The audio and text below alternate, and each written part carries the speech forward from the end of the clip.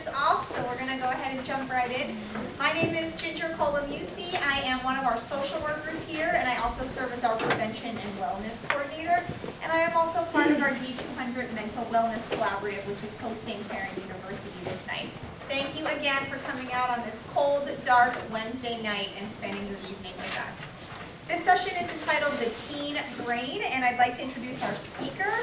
Barb Barrett is a registered nurse with a Bachelor of Science degree from Marquette University. Early in her career, Barb practiced nursing in various clinical settings. With a passion for patient education, Barb then worked at Hinsdale Hospital as an instructor developing and teaching healthcare education programs to patients and families. In 2005, Barb took a position as a senior health educator at the Robert Crown Center for Health Education, where she developed and delivered education and scientifically accurate sexual health, substance abuse prevention, and general health programs for parents, staff, and administration, and students pre-K through high school, including students with special needs. Since 2016, she has worked for NAMI, developing and facilitating programs to educate the community on mental health and develop the necessary tools for overall wellness. We are so excited to have her here with us tonight. Please welcome Barb. I am going to jump right into the program, but didn't mention one of probably the biggest criteria. I have 3 adult children, and they are doing well in life most days. So I navigated the journey you're on, and I really understand. I provide empathy. It's a fantastic journey, but it brings challenges. So I'm going to jump into the content right away. This program can be as long as 2 hours, so I really shortened it up. So I want to get into it. We will do questions at the very end, but I'm going to open up saying, why are we even looking at this? So I'll give you some information about some of the facts going on with you. So 1 in 5 children ages 13 to 18 have or will have serious mental illness. When I talk about mental illness on a serious level, this means they cannot do what they're supposed to be doing. So youth are supposed to be going to school. They're supposed to be participating in their activities. They're supposed to be having relationships with family, with friends. That can be so significantly impacted if they have a serious mental illness. And mental health is on a spectrum. We all have health. We all have physical health, mental health. It's on a spectrum. We all have our challenges, different days, sad to depression, so it can range. But when we talk about 1 in 5, think about the classroom of 25 kids. 5 of those kids during those years will struggle significantly. So 20% have a mental health condition. These are variable. The statistics are all over the place depending on the resource, so I try to use really reputable. 11% will have a mood disorder. This would be something like a depression, a PTSD, OCD, things like that. 10% have a behavior conduct disorder. This would be aggressive behavior in the classroom setting where they cannot sit still and they may show some aggressive behavior. 8% have an anxiety disorders. And anxiety disorders typically are the first mental health challenges that will show up as children are growing up. Now, 50% of all lifetime cases of mental illness begin by age 14. This is huge. The information we've learned about the brain and how the brain works has really come into light in the past 15 years. And we have found that half of all lifetime cases begin by 14, 75 by age 24. So I learned this about 5 years ago when I was getting trained to be an instructor on a different course. And I didn't know this. And I worked in an adolescent psych locked unit. And this was really significant to me. So the average delay between the onset of symptoms and by the time somebody gets treatment is 8 to 10 years. So if you've got a 14-year-old boy who's starting to have some anxiety, things are starting to get challenging, and he doesn't receive treatment, and there's many reasons for that, and he continues to go through high school, possibly college or vocation or trade, and continues into young adulthood, that anxiety is not going to fade away. It's going to intensify. And one of the best things about youth is while they're developing new life skills, new life patterns in their brain, they can also be developing positive ones much quicker than we can actually. So half of all students with a mental illness will drop out of high school, and about 70% of the state and local juvenile systems, those youth have a mental illness. So here I said suicide, and this is the most recent statistic. It's the second leading cause of death in youth ages 10 to 24. That used to be third just a few years ago. But I was watching an interview. He reverses cardiac disease. I think it's Dr. Ornish or whatever. I think it's his, but don't quote me on that. I just watched this the other day, and he himself had struggled with thoughts of suicide when he was 19. And he said in that age group it's now become #1. And I'm not sure what he meant by age group. Did he mean 19 or whatever? The point is, we know, and it's huge, and we need to pay attention to what's going on. 90% of those who died by suicide did have an underlying mental illness. So this is treatable. We can start addressing this. We just got to start having the conversations, being real, being genuine, and understanding it a little bit. So these are the other facts. Existing mental health problems get more complex during adolescence. And I will explain the adolescent brain, which is unique. And you don't just have the adolescent brain, you have the hormones going on. Untreated mental health conditions, poor school performance, dropouts, strained family relationships, substance abuse, high-risk sexual behavior. Substance abuse can be co-occurrence, self-medication oftentimes. Accidental deaths, homicides, and binge drinking spike in the teen years. Psychosis, eating disorders, and addictions commonly take hold during this time. And I will repeat this later, but when we talk about addictions, because of the way the teen brain is developing, this is a prime time where the brain is growing significantly. And it's developing connections, meaning it's determining the person we're going to be in those teen years. So if somebody starts drinking, and I'll explain it more on the neuroscience level, before the age 14 versus age 21, they're 4 times more likely to develop into an alcoholic and to develop addiction patterns. And I'm going to explain why that happens.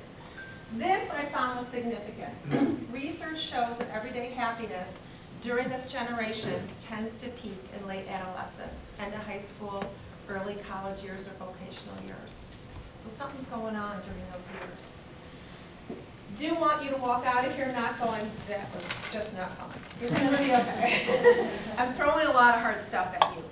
But up to 90% of individuals with mental health disorders are treatable with a variety of therapies and supports. And when I say 90%, so I'm a nurse, the highest statistics we get in medicine are 90%. Like, I'll give you a common thing, high blood pressure. If I have 10 patients with high blood pressure, and I put them on a diet, exercise, medication, they're very compliant, they do everything I tell them to do. Always happens. But all 10 of them do, only 9 out of 10 are typically going to respond. 1 out of 10 is what we call treatment resistant. It just doesn't work through traditional therapy or what we find to be effective. So we get more creative. But with medicine now, in terms of mental health, 90% is huge. And with youth, the awesome thing about it is the earlier we start to develop skills and tools, coping mechanisms, recognizing triggers, all that, and the way their brain is developing those connections of learning, the more receptive and the better they'll do in terms of mental health. So hold on to that as you're like, oh boy, this is not fun. So here's some basics. A lot of you may have heard that the teen brain's not mature till about 25, if some of you have heard that. Okay. It's actually till about 30. Yeah, a lot of people have heard till about 25, but till about 30. Good news, bad news with that. So I have a 25, 29, and 32-year-old. So some days I'm like, there's still time, okay? Other days I'm like, they're doing okay, but there's sometimes where I'm like, okay, there's still a little time, okay? They're not, you know. But it's not till the 30s, and I will explain why. So we need to really understand their brain isn't like a mini version of our brain. It's different. So there was a critical time for brain development. It's called the myth of 3 now. We've heard the first 3 years are critical for brain development, and they really are. They really are. So I'm a visual learner, so you guys are going to be visual for a minute, but I imagine the little cells in our brain called neurons to be like little tiny silver balls, okay? And then we have these synapses, these little wires, like silver electrical wires that connect one ball to the next. And what happens as we get more balls and more connection, that's how the brain develops and grows. And the more connections develops into the patterns of thinking that we develop. So we know that, like, for example, each neuron when a little one is born has about 2,500 synapses, little wires shooting off of it to connect to other neurons. By the time they're 3, they have 15,000. So it's gone from 2,500 to 15,000. So their brain is rapidly growing and making a lot of connections, okay, and passing messages. But we now know there's 7 years during adolescence where the brain takes on another second huge growth spurt. And I'll explain what that is. This is a peak time, physical strength. I don't want to compete with those guys on the football field or lacrosse. Strength, mental capacity. These guys learn quickly, okay? It is a peak time for that. And we have to keep that in mind and try to encourage them to go down the right path to use those skills. Dopamine, and if I'm talking really fast, I'm so sorry, you guys, it's just the time. Dopamine is a neurotransmitter in our brain. Dopamine helps us feel calm, helps us feel joy. One of the things it does is it triages stuff. So if I am walking across the street, and I see a truck coming, I say, I better not cross the street. Don't want to get hit by a truck, not a fun thing to do. If a youth is crossing the same street and they see a truck, they're like, don't want to do that. But then they see a little puppy across there. Oh my gosh, the little puppy. They don't have that full capacity the way we do to say this is important and this isn't. And you might think on your own child and say, yeah, I get that one real well. Their dopamine levels are fluctuating a lot, and they're not at a point where they can really figure out, okay, I really need to focus on that. I really got to do my homework tonight and not, talk to my girlfriend for, 8 hours. Really got to do what's important here. Their ability to do that isn't at its best right now. So this is also a time when many mental illnesses will begin to emerge. So most adolescents, after all this, do okay. This is the time of challenges. This is a time where kids struggle. And one of the things that we need to learn to help our children learn, as well as ourselves, that falling down or failure is an opportunity to grow. And it's okay. But we want to help them navigate when they do fail, and I don't mean it in a negative way at all, because that's when we learn. We don't learn when things are going smooth, but we need to help them learn how to navigate it. So a lot of us, worry about this time, this generation, and they are really stressed. I'm not going to take that away. I think they really are. And my children, there was a 7-year span, and I saw the increase in the stress factor. But this has been going on for a while. And Mark Twain had a great way to deal with it. When a child turns 12, he should be kept in a barrel and fed through the bung hole. Then he reaches 16, then you plug the hole. And if you all haven't felt that, then you're not being honest, okay? So it's been happening for a long time. We're just understanding it a little bit more, and we're trying to work with it. But our kids are under significant stress, which really adds to that. So this is going to be the neuroscience part. Don't get nervous. I'm going to explain it, and if you think I have no idea what you just said, I'm going to show you a short video that explains it well. But this helps you understand a lot. So our brain consists of gray matter and white matter. The gray matter are those little silver balls, the neurons. And these are the brain cells, or the building blocks of the brain, okay? The white matter are the connections, the synapses, the axons that form between the matter, helping move information from one neuron to the next. So like little silver wires that you've seen. So most of our gray matter, about 90%, is done by the time we're 6. It's done. But that doesn't mean we're going to use it all. The white matter, the wiring between the brain cells, develops well into the 20s. So that's why part of the brain isn't really mature till the 20s. But the last area of the white matter hooked up is that prefrontal cortex right here. This controls our insight. This controls our judgment, our self-awareness, our empathy, our executive functions, like, I better think about that. I better wait to do that. A could lead to B, and that's not such a good outcome. That could happen. That is not really fully hooked up until our mid-20s. And you add to that something called myelination. This is where you've seen electrical wires that have different colors, like this substance surrounding it. That's myelin in the brain. It coats those wires. So now the messages are going to move very effectively and very efficiently, and this isn't done till about 30 years old. So that's the process of the brain. That frontal lobe isn't really hooked up. So this is why they're a little more impulsive. They're not thinking things through, and there's some things to add to that. But what happens now is as all that gray matter is developing, there's a period where the brain sheds the built-up gray matter to make room for more wires, or the white matter. So what happens, it's use it or lose it. So if you have a youth who's like, I'm really into math and science, I'm gonna focus on that. Those nerve cells and those wires are gonna start to develop and they're gonna start to grow and connect. And if they're not doing any athletics, because the brain only has so much room, it's gonna get rid of those nerve cells, okay? Not completely, but you're kind of getting the idea. If you have somebody who's really athletic, and they're using those brain cells, and they're making those connections, that's the part that's going to develop, and that's probably going to be a lifelong pattern for them. So it's a high time for learning. And addiction is simply a process of overlearning by the brain. This is a vulnerable time. We're making all these connections. So if somebody indulges or engages in substance abuse, and that's the wiring they're training their brain to be, that's why they're more likely to have problems for the rest of their life. We do know substance abuse increases mental illness. Smoking, it's interesting, is related to a less active prefrontal cortex. It damages the part that produces serotonin, another neurotransmitter, which is effective for our well-being, linked to depression. Alcohol can damage our hippocampus, which helps us form long-term memories. That's why people sometimes black out when they drink too much. It's affecting that hippocampus, that portion responsible for memory. Regular marijuana use, this is a whole day of seminars in itself. We have found regular use, smaller brain volume and damage to the white matter. Smoking daily before age 17 reduces the verbal IQ, increases the risk of depression.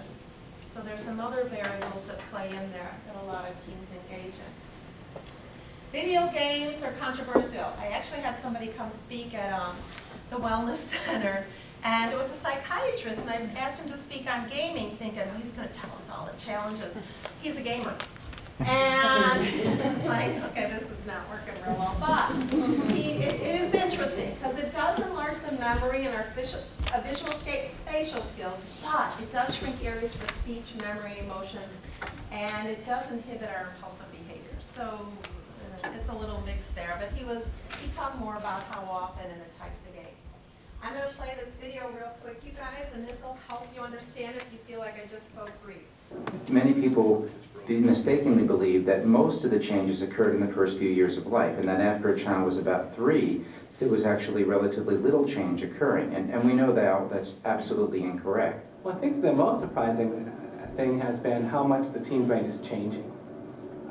By age 6, the brain's already 95% of its adult size. But the gray matter, or thinking part of the brain, continues to thicken throughout childhood as the brain cells grow extra connections, much like a tree growing extra branches, twigs, and roots. It's like this. The brain grows like a tree. First, there is a flurry of growth. Then unused branches or pathways are pruned. And it is this pruning that gives the tree its shape for the future.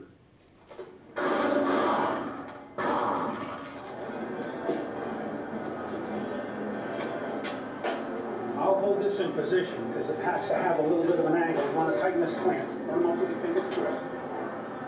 For Charlie, as he works in his uncle's garage, the skills he's acquiring will strengthen certain neural pathways.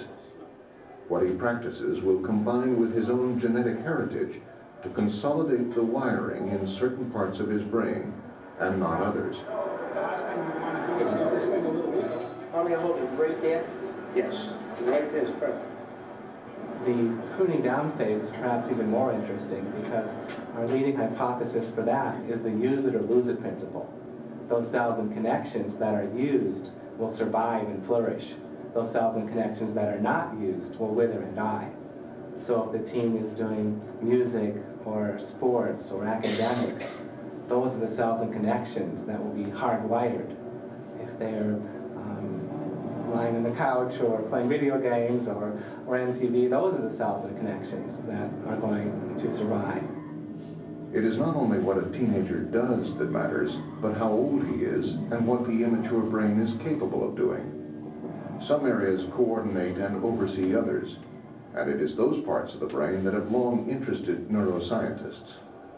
We've known for a long time that what we actually call the prefrontal cortex, the part that sits behind your forehead, is involved in planning behavior, your use of strategies, a technical term we call cognitive flexibility, which is can you change your mind and do you have sort of a fluid way of going about solving problems? Part of the brain that is the so-called CEO, or the executive brain, is still being built during the teenage years.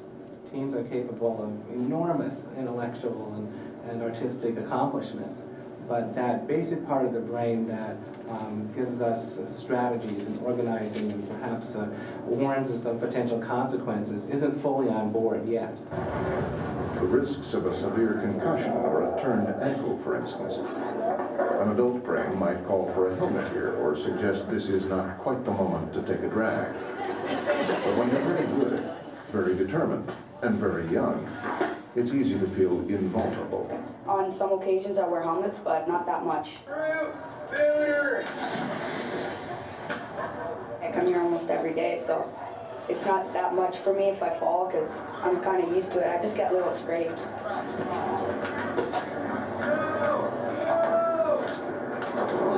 No, it's not that risky. Well, not that risky would be one way to put it. One of like woman, either rolling or wrists.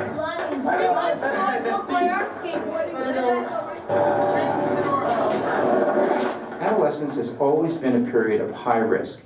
We know that teenagers engage in risky behavior, and they have always engaged in risky behavior. There's nothing new about that now. And because the child, the 13 or 14 or 15-year-old, still has an immature frontal cortex, they often do not make the most responsible, reasoned decisions. And by virtue of having things available that can do harm, they often wind up in a higher risk group than I experienced as a child myself. Did that make sense? Did that help you explain it? So that's not at all. Now you got the hormones. So there's not just the sex hormones, those are certainly a part of it, but we've got an increase in the sex hormones, the stress hormones, and the growth hormones. And that's significant too. So the hormones act on the limbic system, which is our brain's emotional center. So teens tend to be a little more reactive because we have the frontal lobe to think, wow, that just really upset me. But we have our frontal lobe to come in and say, okay, I'm not going to yell. Well, sometimes I'm not going to yell, I'm not going to react, I'm going to respond. We can do that. They don't have that as much a degree that we do. There's also, this leads to heightened emotions due to the underdeveloped prefrontal cortex. So this is why we see the emotional outbursts and those emotionally charged situations. Teens love the sad, scary, dramatic movies. Think about Halloween. I told you my youngest is 25 and she's telling me all these horrific things I should watch on TV. And I'm like, where's Lifetime, where's Hallmark Channel? You know, it's their brain. They're seeking those emotionally charged situations, the dangerous driving, the diving into a pool, not knowing how deep it is, things like that. The hormones have a different effect on teens than adults in terms of stress. So there is the hormone THP, and I found this very interesting. It's released in response to stress, it calms us down. But with teens, it has the opposite effect. It actually increases stress. So this is one reason we think teens may be more prone to PTSD and anxiety. Again, the dopamine, that elicits pleasure. This encourages them to take more risks, okay, for that high, for that, it could be sexual pleasure, it could be other forms of pleasure. So quickly look at that and yell out what you see in that woman's face. What emotion? Just yell it out, you guys. Fear. Okay. Pretty much heard fear. Okay, do you guys pretty much say fear? Okay. So this is a really interesting study. Adults, about 100%, I know somebody would say fear, it's okay, I'm not going to say fear for the most part, or something very closely related. But when it was done with youth, only about half said fear. Some said sad, some said confusion, some said sadness, confusion, there were a few others like that in there. Only about half said fear. And the reason that we found out is teens use less of this prefrontal cortex. We tend to, okay, let me think about that, let me screen it, I have experience, I have knowledge, I have this part of my brain working pretty well. Let me think what's going on in this situation. They tend to use the more emotional, kind of the gut reaction, the amygdala portion of their brain. So they're reacting kind of on a guttural response, much more than we are. what this means is when you think you're telling your child something, or the youth you work with, and you're trying to get a message across, and you raise your voice trying to make that point, thinking it's getting better, and they're going to pay attention to you because you're more dramatic, they may not read any of that into it. They're interpreting our messages differently than we are thinking they should be. So, and it goes back and forth. So it's very interesting, and it helps us understand. It helped me understand a lot of one of my children very well. So sleep. We're finally giving attention to sleep, but the hormones affect it. Basically, sleep patterns change. Melatonin is produced at different times of the day. Now, melatonin is what helps us sleep, and it really peaks out in the middle of our sleep cycle. It doesn't peak out in the beginning. But, so the hormones that affect it are the sex hormones that affect the serotonin, which help releases the melatonin. What I mean by this is the kids are tired later in the evening and difficult to get up in the morning by 3 to 4 hours. For example, if I want to go to bed at 9:30 or 10, at my age, and we're not going to say what that is, a youth wants to go to bed about 12:30 or 1. It's not their fault, and I had many fights, arguments, upset discussions, thinking they were just fighting me. It's the way their circadian rhythm is. They want to go to sleep a lot later, and they want to get up a lot later. And with our systems of school, they have to get up. I remember my kids would have to get up about 6:30 in the morning, and then sometimes they would have something early, which seemed kind of ridiculous.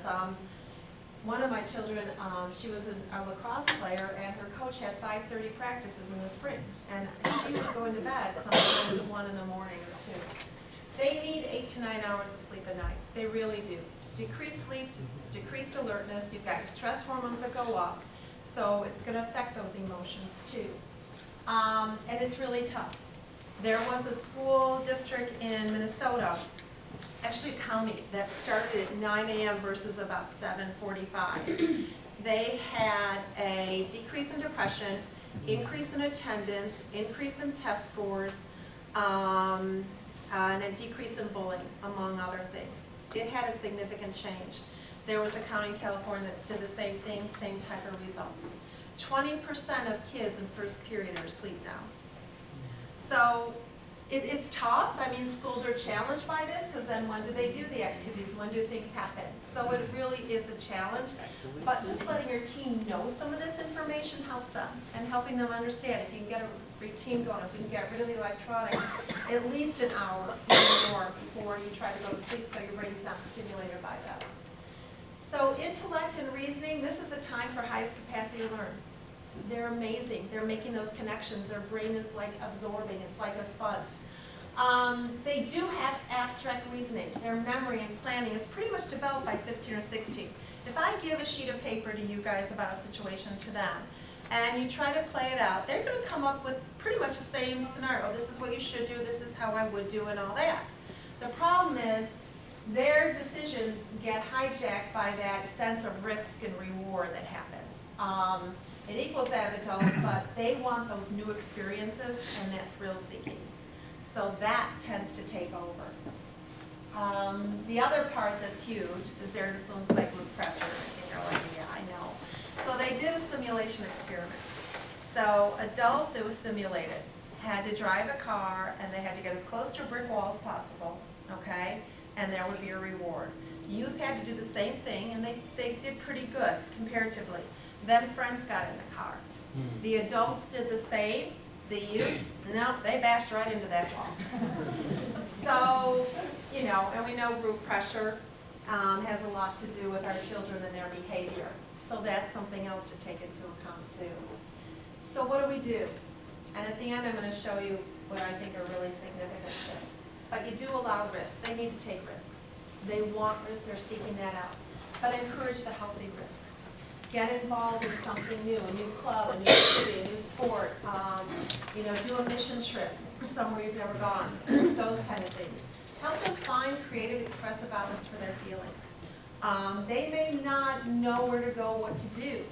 Art, music, theater can be amazing, amazing outlets, especially for that. I volunteered at a shelter on Friday nights, and I have youth that are kind of going through challenges shadow me, and we're working with the dogs.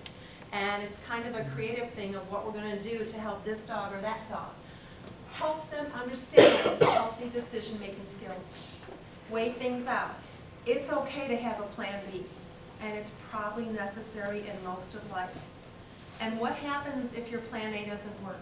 And what happens if you do fail? Is that okay? Our kids don't think it's okay to fail. Especially, there's been some research, excuse me, on girls about 13 to 14. They feel it's unacceptable to fail. It's seen as such a negative word, but again, I'm really gonna emphasize this. This is when we learn, and it's okay. If we're so afraid of failure, we're not gonna try something. We're not gonna take a risk that may get us somewhere positive. And our kids have a lot of fear of that failure, and we do as parents for them. It's been researched and it's been found. Healthy decisions, the A and B list, the consequences, weighing it out. Routine and structure, they know they're out of bounds. So they really need somebody to bring them in and provide that routine and structure. It makes them feel safe, it makes them feel secure. If they're mad at you because you said no, good job. They need that safety, security. Same with boundaries, be a role model. They're learning more from what we do than what we say, and they're watching us. They really are. So really focus on what you're modeling for them. Discuss their developing brain.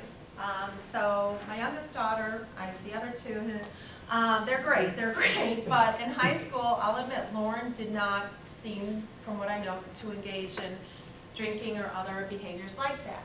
And I asked her as she went off to college, why didn't you do that? What was going on? I wanted to be about me, but you know, we all do as parents. But she said, when you were developing a program for Robert Crown on heroin prevention, you showed me some of the information about the brain because you wanted to see my feedback. And when I found out that what I did would have such a significant effect on my brain at this point in life especially, I was like, why would I want to do that? It's like, oh wow, okay, that's kind of cool. So they're open to it. They may not look at you like, this is so exciting, I'm so happy to learn this. You know they're not going to. But it's good information, and it does help them. It really does. All this doesn't allow for bad behavior. There needs to be consequences, and they need to be carried out. And they need to understand that. So stress, I want to emphasize the top one. It's a perception of an event. So what I find stressful, you may not. And same with our kids. I'll give you an example. I think elevators are the scariest thing. I got stuck in one when I was a nurse, and I had a patient that passed away. And I also got stuck in one that fell 3 floors. So, and it was in my youthful years, so that PTSD, I'm not sure, wasn't a huge factor. I admit, I really am afraid of elevators. Now, you probably could walk up to an elevator and not think about it. For me, it's very scary. That's my perception. So we got to give our kids that same benefit as well as everybody in our lives. If they say it's a stress factor and you're thinking that's so silly, it's not. It's their perception, and we need to respect that. They're more sensitive to stress. This is a time of increased stress, and we know that. We just talked about in the previous presentation. So the stress can be linked to withdrawal, aggression, behavior, and substance abuse. And usually I have a bunch of slides. I had to pull them out, you guys, but these are the main points. These are some of the common ones. Social stress. They have more isolation than ever. Even though they're on that phone, they're on that computer, it's not the same as interpersonal engagement with real people. Traumatic events. Even if they're not in a traumatic events, they're hearing about it all the time. And I didn't grow up being afraid to go to school because I might get shot. Our kids, this is part of their world. They're hearing about the traumatic events so much more than any other time in history. It does affect them. They're hearing about Susie's cousin in Ohio who knows somebody in California who has a sister who had a friend who attempted suicide, and they're crying about it. And that's a real story. They're exposed to a lot. Drug use. Overly high expectations, self-imposed, parent-imposed, school-imposed, culture-imposed. This is huge, and I love some of the words from the last presentation. They were huge. Bullying, there could be stuff going on at home. There could be dysfunction at home that's significant. There could be financial issues at home. There can be a lot going on. So there's a lot of different reasons for teens to be stressed. Headaches, frequent illness. They pull away from friends and activities. Changes in sleeping, increase or decrease, eating more, eating less. Anger, irritability, hopelessness. When they start to talk about hopelessness, helplessness, what's the point? Those are words we gotta pay attention to when they don't see a way out of a situation. Again, suicide, I said it's documented to be the second leading cause, but like I said, recent information has said possibly the first, at least in the age bracket of around 19. So these are signs of it. So these are warning signs of mental health disorders in teens, different from adults. Really angry, I know you're like, yeah, but how do you differentiate that? Our teens are reactive and they do tend to project anger more, but if they're really, really angry often and they're worried, and sometimes they don't know the cause of why they're worried, they can just be really afraid and they're not often sure why. A weight loss, loss of appetite, or increase, they just don't enjoy things. They don't find pleasure anymore. They start to isolate themselves and avoid the social interactions. Feels grief for a really long time after a significant loss or death. Self-medication with alcohol or drugs. Exercises, diet or binges, eats obsessively, signs of eating disorders. Hurting other people, acting out. One of my son's friends, he played football and lacrosse at LT. And many years ago, but he had a friend, and we knew his friend was struggling, and he was on football and lacrosse with them, and how he used to give him a ride home. And I remember one day, and it had nothing to do with my son Kyle, but it was baseball and lacrosse season are co-occurring, and this person had taken a bat and started hitting my son's beater car. It had nothing to do with my son, and I knew that. But he was really struggling, and this was kind of one of those moments where it's like, okay, we've got a real issue. In fact, his family felt very safe instead of all families, you know, to have this happen with. I'm glad it was you guys. We knew something was going on. He was struggling. Really low or no energy. Appears to be apathetic. Doesn't seem to care. Smoking, drinking, drugs. Feels like they can't control their emotions. And I've heard kids say this, I just can't control it. I just want to cry all the time, I want to scream all the time, feeling anxious all the time. Thoughts of suicide. And it's necessary and okay to ask the child if you're comfortable or get somebody to do it. Are you thinking of killing yourself? It's a question that is okay and necessary to ask. Self-harm, which is different than suicide, like the cutting or the burning or the pulling the hair. Feels like their mind is being controlled or out of control. Hearing voices. Excessive sleeping. I know on the weekends your child's sleeping till noon. That's okay, that's normal. But where they get out of bed for an hour and they go back to bed. Excessive sleeping or difficulty. Change in academic performance. These are all red flags that we need to pay attention to. So these are some statistics, just gives you an overview. Depression, about 8% between 12 and 17 have had a major depressive disorder in the past year. But I want to emphasize, very treatable. Very treatable, like I said earlier. Anxiety, about 8% between 13 and 18 have an anxiety disorder. This too is very treatable. ADHD, and this is really wide range of the research, so I kind of picked in the middle. 11% between 14 and 17 are diagnosed. There's two types, they can have a combination.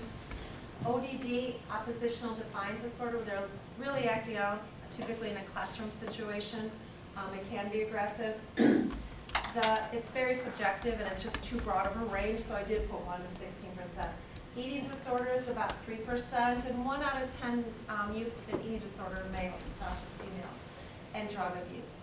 These are the most common ones. This is not at all everything. We're all unique and individual and different. So how do we help our teens cope with this? While the changes in that brain make it more vulnerable to stress, these changes also make the teenage brain more resistant to stress. They just need to learn how. Don't ever dismiss their symptoms. Tell them to talk to somebody and make your home, make you, if you can, if you're comfortable, a safe person to share that. Help them learn stress reduction techniques, the deep breathing, the progressive muscle relaxation, music, art, writing, singing, playing a guitar, listening to music. Have them find a way that works for them. With the deep breathing, it's literally 3 breaths. If you breathe in through your nose for 4 counts, hold it 4 to 8, and breathe out through your mouth for 4 to 8. You change those neurotransmitters in your brain. You have to do it 3 times. You know, and I tell the kids this, but don't go like that, you'll hyperventilate and pass out. But you really have to do it slowly, and it is a skill before a test, before anything. 3 slow, deep breaths, and nobody has to know. But it's a simple technique, but it can change their world. Exercise, 30 minutes a day of moving the body, even if they're just walking, it's huge. Eating a regular diet and a healthy diet and getting enough sleep. I know we've heard that since we were 3 years old, but they really hold true and they're significant. Watch the caffeine, the drugs, the tobacco and alcohol. Replace self-talk with positive self-talk. We are the worst on ourselves. We are really good at beating ourselves up. And if we have a few moments, I will show you a physical demonstration you can do with your child to show the impact, and it's pretty powerful. But, like for example, the child who says, okay, well, have you thought about doing this? Yeah, I could do that, but then this would happen. Okay, what about this? Yeah, but then this is going to happen. Okay, do you have any ideas? No, yeah, but then if I do that, that's going to happen. So I literally said, my poor youngest daughter, she's just going to someday, instead of saying yeah, but, you need to stop saying that and say now what. Just try it, just try it. And she did. And she caught herself. The yeah, buts just constantly go down that negative path, but if you say, okay, now what am I going to do about it? Kind of changing that conversation that we get in the habit of practicing. Set realistic goals and chunk them. Break them into manageable chunks. It's not near as overwhelming. It's not near as stressful. And watch the pressure from high expectations. So this is something that's hard, but watching the people, places, things that cause stress. Trying to find the supportive friends, the healthy activities. So how do we help our teens? This is my favorite slide, you guys. Remind a distraught youth that things can and will get better. It's not their fault if they're anxious. It's not their fault if they're depressed. It's not their fault if they're struggling with a mental health challenge. They have done nothing wrong and you have done nothing wrong. Just like we get the flu, this can happen. So remind them that things can and will get better. That reassurance is powerful. What's the best part of your day? Understand their world. It's not yours. Understand what's going on. Discuss your own experiences. Don't tell them, well, when I was your, that kind of thing. But you know what? I remember being really afraid when I took the college test or whatever. They're not alone. They need that sense. Recognize that mental health disorders are treatable. They're so treatable, and there's so many great resources. Talk to a counselor, therapist, or doctor earlier, better than later. Watch your teen's behavior. You know them very well. If you're worried, say, you know what? I'm getting worried right now. I love you so much, and I'm getting concerned. Something's going on here. Can we talk about it? Show interest without the judgment. And this part, try not to get angry. Try not to get angry. Angry is a secondary emotion. Usually there's fear or disappointment before that. And sometimes when we're angry with our kids, it's because we're so afraid. But try not to get angry. It's common. You know what? It seems like you're having trouble. I'm here to help you. Tell me what's going on. I'm really sorry you're in pain. If they say you don't understand, say, you might be right. Help me understand. Help me understand. If the conversation's only going so far, can you tell me more about that? Lead with statements and questions that are going to open that conversation a little bit more. And avoid the anger and the judgment. It really is tough because we do get afraid and we love them so much, but it does, that's our role in terms of helping them. How did I do? Excellent. No, I needed time. Excellent. We are right at time. So if you have any last pearls of No, wisdom. I went through it. I went through it so fast, and I usually take probably twice as long as Kimberly does. But questions or comments or thoughts, I did go really fast. I just wanted to get the content in. Mark, can I ask you, I noticed especially at the end, we were going very quickly, could we make this presentation available for folks to access later on? Yes, you're already working on that apparently. Great. So if you missed any of this or want to come back to this, we'll make sure that that is available on our website for everyone. Does anybody want me to show the exercise you can do with your child to show them? Okay. I need somebody who's going to feel safe. I'm going to do an arm thing pump. So you have to feel comfortable doing that. Okay, now I lost all of you. Okay, come on. All right, thank you. So this, I think, is one of the most powerful, and I've used it in so many different programs. And what is your name? Okay. I'm going to ask you to push against me, do resistance. So push against my arms as hard as you can. I wish I'd pick somebody else. Okay. All right. Now, I want you to look at my face, and I want you 3 times to say, I'm a wonderful person, I'm a wonderful person, I'm a wonderful person. Do the same thing. Okay? Push as hard as you can and look at my eyes and say that. Go ahead. I'm a wonderful person, I'm a wonderful person, I'm a wonderful person. Okay, seriously, she was amazing. All right, now I want you to look at me and say 3 times, I am a terrible person. Do the same thing. I'm a terrible person. You didn't even say all 3. Yeah. Did you see? My point is, thank you. Boy, you were the best ever. You were the best ever. She doesn't believe, and at least I hope she doesn't believe she's a terrible person, but just saying those words, even though you don't believe it, just saying them, and we do so much worse in our brain, changes, yes, our physical energy, but think of what it does to us emotionally. This works 100% of the time. But it points out the messages we give ourselves and how we react just on it. You did awesome. But then what happens? That's what happens. But you were great in your expression. So do it with your kids. Have them do it with each other. Don't even tell them why. But that's the, self-talk. I'm really good at it. Boy, I'm good at the negative stuff. We all are. But it's something to be aware of and how it gets exaggerated. So just wanted to share that with you.